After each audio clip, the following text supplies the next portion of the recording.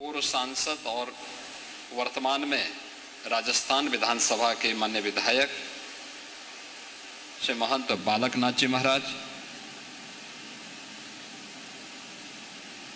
वशिष्ठ आश्रम अयोध्या धाम से पधारे पूज्य महंत डॉक्टर रामविलास वेदांती जी महाराज, पूर्व सांसद, जूनागढ़ गुजरात से पधारे पूज्य महंत श्री शेरनाथ जी महाराज, अखिल भारतीय भारतवर्षीय अवधूत वेग भारत पंथ योगी महासभा के हमारे महामंत्री और हरिद्वार से पधारे श्री महंत चेताई नाथ जी महाराज, भूत से पधारे गुजरात से पधारे श्री महंत योगी देवनाथ जी महाराज, श्री दिगंबर अखाड़ा अयोध्या की परंपरा की उपस्थिति और वहां के श्री महंत श्री राम लखन दास जी महाराज, इस मंच पर उपस्थित महाराणा प्रताप शिक्षा परिषद के उपाध्यक्ष, वरिष्ठ उपाध्यक्ष श्री राजेश मोहन सरकार जी, उत्तर प्रदेश सरकार के पूर्व मंत्री और विधान परिषद के सदस्य डॉक्टर महेंद्र सिंह जी, भारतीय जनता पार्टी के प्रदेश के उपाध्यक्ष और विधान परिषद सदस्य डॉक्टर धर्मेंद्र सिंह जी, गोरखपुर के महापौर डॉक्टर मंगलेश श्रीवास्तव जी, सैजनवा से विधायक श्री प्रदीप शुक्ला जी, मदन मोहन मालवीय प्रौद्योगिकी विश्वविद्यालय के कुलपति प्रोफेसर जेपी सैनी जी, महायोगी गोरखनाथ विश्वविद्यालय के कुलपति डॉक्टर सुरेंद्र सिंह जी, आज के इस कार्यक्रम में उपस्थित सभी पूज्य संतजन, सभी विशिष्ट अतिथिजन, महाराणा प्रताप शिक्षा परिषद और संबद्ध संस्थाओं के सभी प्रधानाचार्य, प्रभारी और अन्य आचार्यगण, उपस्थित सभी महानुभाव और प्यारे बच्चों, आज जब हम गोरक्षपीठ के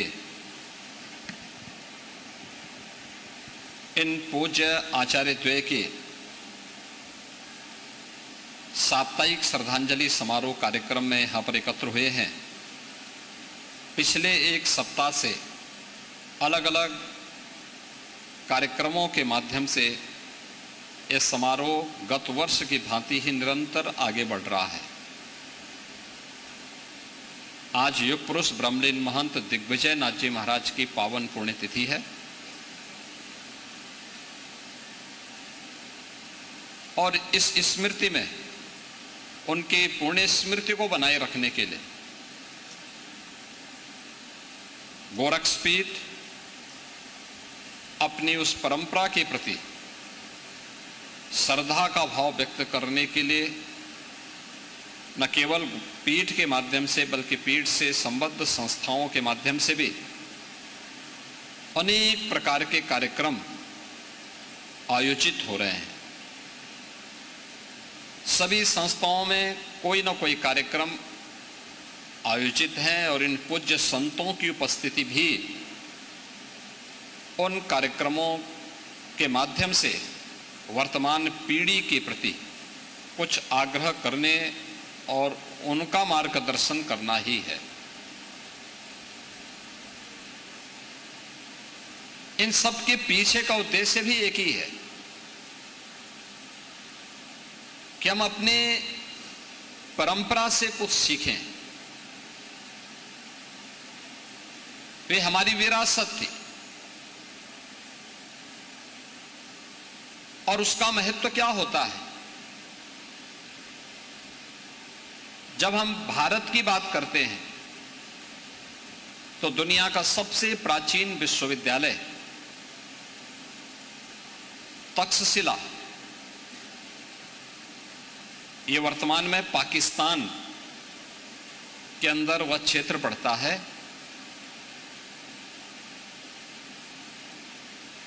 मर्यादा पुरुषोत्तम भगवान श्री राम के अनुज भरत के पुत्र के नाम पर, उनके पुत्र तक्ष के नाम पर तक्षशिला पड़ा है। और तक्षशिला में दुनिया का सबसे पहला मान्य विश्वविद्यालय था। ये वही विश्वविद्यालय है जिसने पाणिनि के व्याकरण को इसी विश्वविद्यालय से वो आगे बढ़ा।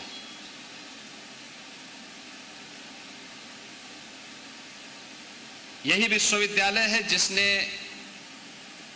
सुश्रुत और चरक जैसे आयुर्वेद के जनक पैदा किए थे। आयुर्वेद हो, व्याकरण हो, अर्थशास्त्र हो, राजनीतिक शास्त्र हो, या फिर कृषि के क्षेत्र में क्या कुछ नवाचार और शोध होने हैं, इन सब का दुनिया का प्राचीनतम विश्वविद्यालय तक्षशिला उसका एक केंद्र हुआ करता था। कहते हैं वहां पर उसी विश्वविद्यालय के एक स्नातक के रूप में विश्व प्रसिद्ध आयुर्वेद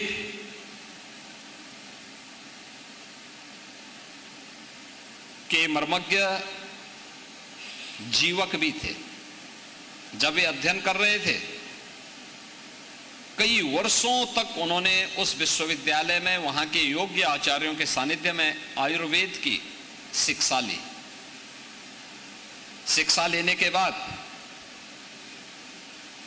जब वह कई वर्ष हो गए, उनके मन में आया कि मैं क्यों ना अपने देश को वापस जाऊं, यानी अपने वापस क्यों ना जिस क्षेत्र के थे वहां पर आकर के क्यों ना फिर अब इस कार्य को आगे बढ़ाऊं। तो उन्होंने अपने आचार्य के पास गए और आचार्य से कहा कि मैं बहुत वर्ष हो गए हैं मुझे यहाँ आयुर्वेद में जानते हुए, सीखते हुए, मैं चाहता हूं कि मैं अब इसको समाज को भी दूं, लोक कल्याण के लिए अपने आप को समर्पित कर दूं। तो कोई भी शिष्य जब अपना शिक्षा का कार्यकाल यानी अध्ययन पूरा करने के बाद जब वापस अपने घर को जाता था तो आचार्य के द्वारा उसकी एक परीक्षा ली जाती थी। तो परीक्षा के रूप में जब उनके आचार्य ने उनसे कहा कि ठीक है आपको जाना है तो एक बात का ध्यान रखो कि जाओ सामने जो वन है इस वन में जाकर के देखो ऐसी कौन सी वनस्पति है जिसमें औषधीय गुण न हो। कहते हैं जीवक गए, 15 दिनों तक वह वन के एक एक कोने को उन्होंने छाना और वापस आकर के उन्होंने अपने आचार्य से कहा कि कोई भी ऐसी वनस्पति मुझे नहीं मिली जिसमें औषधीय गुण न हो। उन्होंने कहा कैसे? उन्होंने कहा नहीं। उन्होंने कहा सब में कुछ ना कुछ औषधीय गुण हैं। और इसीलिए तो भारतीय मनीषा ने कहा कि अमंत्रम अक्षरम नास्ति, नास्ति मूलो अनौषधय और अयोग्यो पुरुषो नास्ति योजकः तत्र दुर्लभ। यानी कोई अक्षर ऐसा नहीं जिसमें मंत्र बनने की सामर्थ्य न हो।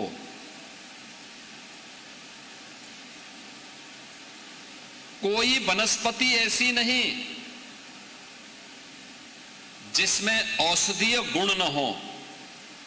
अगर अक्षर मंत्र नहीं बन पा रहा है, अगर वनस्पति में औषधीय गुण नहीं ढूंढ पा रहे हैं,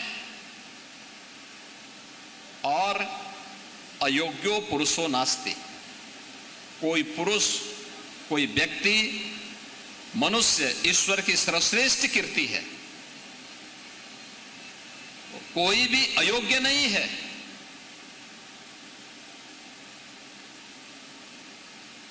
अगर मनुष्य अयोग्य है तो मान के चलिए कोई योग्य योजक नहीं मिला है। योग्य योजक यानी योग्य गुरु के रूप में, योग्य गुरु के अभाव में ही ये हो सकता है। अगर योग्य गुरु मिले तो मनुष्य अयोग्य नहीं हो सकता।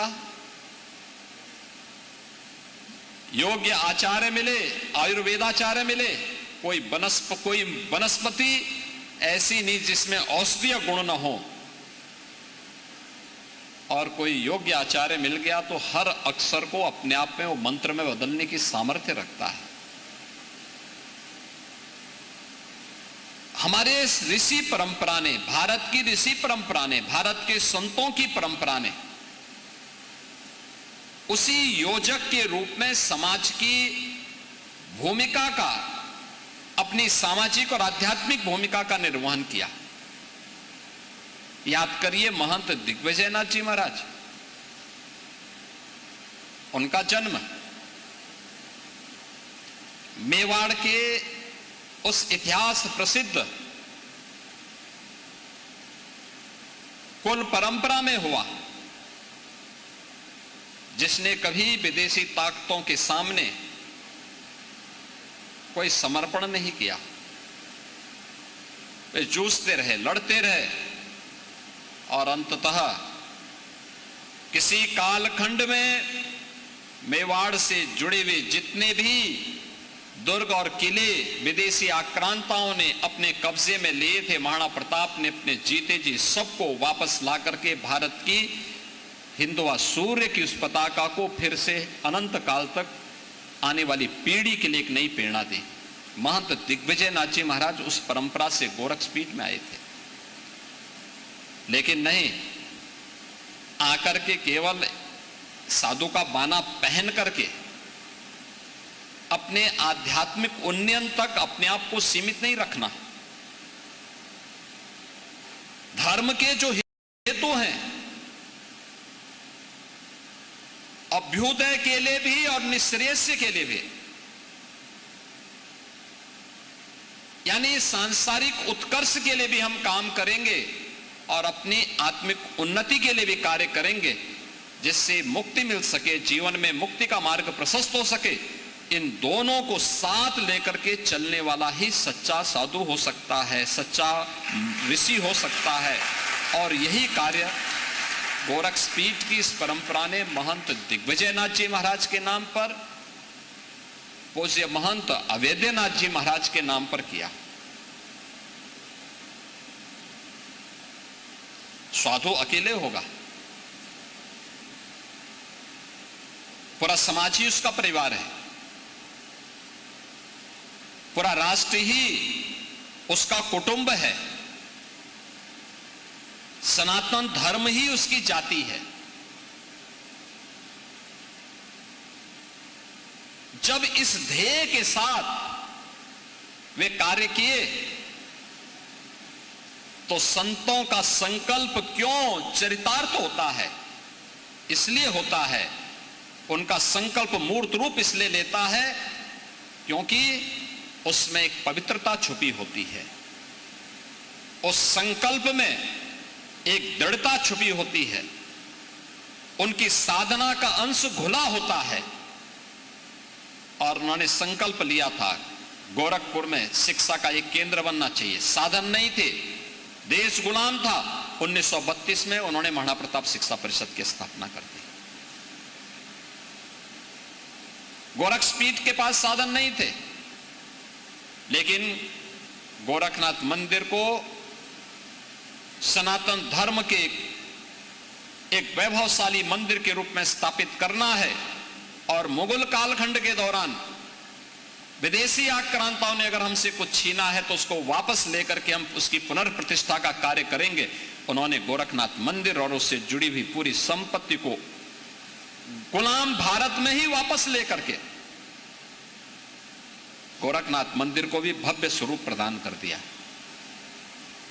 उन्होंने संकल्प लिया था कि हमें गोरखपुर में विश्वविद्यालय की स्थापना करनी है। तो गोरखपुर में उस समय गोरखपुर में विश्वविद्यालय बनाने की जब बात आई तो मांग करने वाले बहुत होते हैं, लेकिन जब देने की बात आई तो उस समय बहुत सारे लोग पीछे हट गए। सेंट एंड्रूज कॉलेज भी यहां गोरखपुर में था, महाराणा प्रताप कॉलेज और सेंट एंड्रूज कॉलेज थे। आजादी के पहले दोनों साथ साथ थे कि हां मिलकर के विश्वविद्यालय बन जाएगा, हम राज्य सरकार को दे देंगे प्रॉपर्टी। लेकिन जब स्वतंत्र भारत में 1950 में संविधान अंगीकार किया गया तो सेंट एंड्रूज कॉलेज को अल्पसंख्यक संस्थाओं को विशेष अधिकार प्राप्त हो गए, तो उन्होंने मना कर दिया कि हम नहीं देंगे। फिर गोरखपीठ को कुछ समय लगा एक और कॉलेज बनाने में। जब 2 कॉलेज बने और राज्य सरकार की मांग के अनुरूप प्रॉपर्टी जुटा दी गई, तब राज्य सरकार को दिया गया। फिर गोरखपुर विश्वविद्यालय की स्थापना होती है। गोरखपुर विश्वविद्यालय वहां से बनता है। बालिकाओं की शिक्षा का केंद्र बनना चाहिए गोरखपुर। उन्होंने महाराणा प्रताप महाविद्यालय, महाराणा प्रताप बालिका विद्यालय, ये सभी स्थापित करने के साथ उन कार्यक्रमों को आगे बढ़ाते रहे। और उनका संकल्प था कि अयोध्या में गुलामी के प्रतीक उस ढांचे को हटा करके राम जन्मभूमि पर भगवान राम का भव्य मंदिर बनना चाहिए। उन आचार्य द्वय का वह सपना साकार होता है जब प्रधानमंत्री मोदी जी के कर कमलों से अयोध्या में रामलला की मूर्ति का भव्य प्राण प्रतिष्ठा का कार्यक्रम संपन्न होता है। कौन ऐसा भारतीय होगा, कौन ऐसा भारतीय होगा जो आज अयोध्या में राम जन्मभूमि पर भगवान श्री राम के भव्य मंदिर निर्माण के इस कार्य के साथ अभिभूत न होता हो। अगर वह अभिभूत नहीं होता है और अगर उसे गौरव की अनुभूति नहीं होती है तो हमें उसके भारतीय होने में संदेह होता है। क्योंकि यह सनातन गौरव का प्रतीक है, भारतीय गौरव का प्रतीक है कि हमने आक्रांताओं की निशानी को मिटाया है और भारतीयता के गौरव को फिर से राम जन्मभूमि पर भगवान राम के भव्य मंदिर के निर्माण की पुनर्स्थापना का कार्य स्वतंत्र भारत में हो पाया है।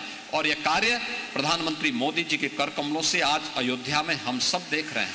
इस संतों का इस संकल्प है, पूज्य संतों के इस संकल्प का जो संकल्प उन्होंने लिया, जिसके लिए संघर्ष किया, उन सभी पूज्य संतों के संकल्पों का ही परिणति है कि वे संकल्प एक एक करके पूरे होते हो रहे हैं। और इसीलिए आप देख रहे होंगे यहां इतनी बड़ी संख्या में पूज्य संत हैं। कोई मैं और मेरा की बात नहीं कर रहा है, कोई ये नहीं कह रहा कि मेरे लिए ही सब होना चाहिए, मेरे परिवार के लिए होना चाहिए, क्योंकि उनका परिवार अपना व्यक्तिगत तो कोई परिवार ही नहीं, ये समाज ही उनका परिवार है, सनातन धर्म ही उनकी जाति है। और उन सबको लेकर के चलने, उन सबको अपने साथ जोड़ने की जो सामर्थ्य है वो पूज्य संतों के ही सानिध्य में होगी। और आज गोरखपीठ अपने आचार्य द्वय की उन स्मृति को उसी श्रद्धा भाव के साथ आगे बढ़ाने का कार्य कर रही है।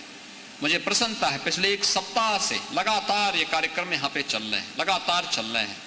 और जैसे कार्यक्रम यहाँ पर हो रहा है ऐसे ही कार्यक्रम आज उन सभी 52 संस्थाओं में भी एक साथ चल रहा है, जहां पर जो महंत दिग्विजयनाथ जी महाराज ने, महंत वैद्यनाथ जी महाराज ने या उनकी प्रेरणा से जो संस्थान गोरक्षपीठ के द्वारा स्थापित हुए, उन सब में भी इस प्रकार के कार्यक्रम करके उनका पुण्य स्मरण किया जा रहा है, जिससे वर्तमान पीढ़ी उनके योगदान का स्मरण भी कर सके, उससे प्रेरणा भी प्राप्त कर सकें। और जो हम प्रधानमंत्री मोदी जी ने देशवासियों को एक संकल्प दिया है विकसित भारत का, विकसित भारत ये केवल एक राजनीतिक संकल्प नहीं है, ये भारत का मंत्र है। भारत को उस भारत के रूप में जो विश्व गुरु के रूप में स्थापित था, जिसने दुनिया के अंदर भारत की ताकत का एहसास कराया था, क्या ज्ञान में, क्या विज्ञान में, क्या अर्थशास्त्र में, क्या समाजशास्त्र में, क्या जीवन के किसी भी क्षेत्र में, जिसने दुनिया को भारत की ताकत का एहसास करा करके विश्व बंधुत्व के उस भाव के साथ जोड़ने का कार्य किया था, जिसमें पूरा भारत, पूरी दुनिया वसुधैव कुटुंबकम के रूप में एक परिवार के रूप में जुड़ती है। और यह भारत की दृष्टि है। इसलिए वसुधैव कुटुंबकम के लक्ष्य को, ये जो आपस में लड़ रहे हैं दुनिया की ताकतें, ये आपस में लड़े ना, यह केवल भारत ही कर पाएगा इसको रोकने का काम। और वह तभी जब भारत शक्तिशाली होगा, भारत विकसित होगा, भारत आत्मनिर्भर होगा। आत्मनिर्भर का मतलब हर भारतवासी आत्मनिर्भर होंगे, हर भारतवासी विकसित होगा, हर भारतवासी के चेहरे पर खुशहाली होगी, हर भारतवासी को उस संकल्प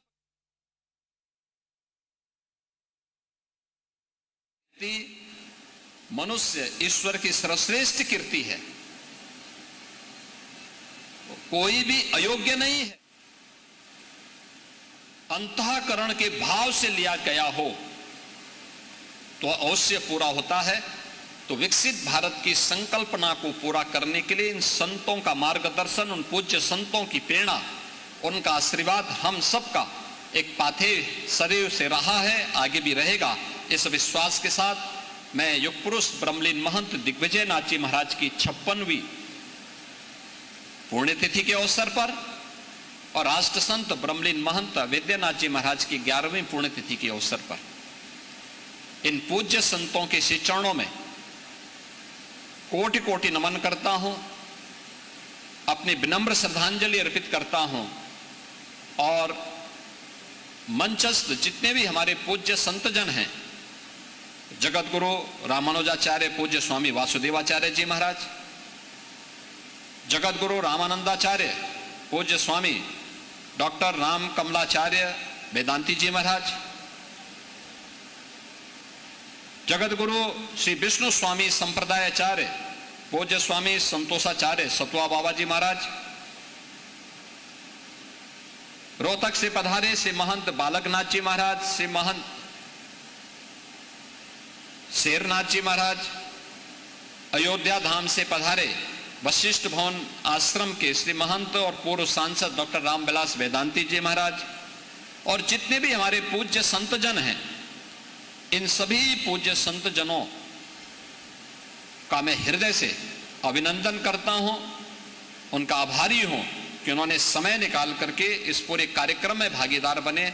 और इस कार्यक्रम अनवरत एक सप्ताह से चल करके आज सायंकालीन सत्र में फिर से कथा का आयोजन, श्रीमद् भागवत महापुराण की कथा का आयोजन होगा।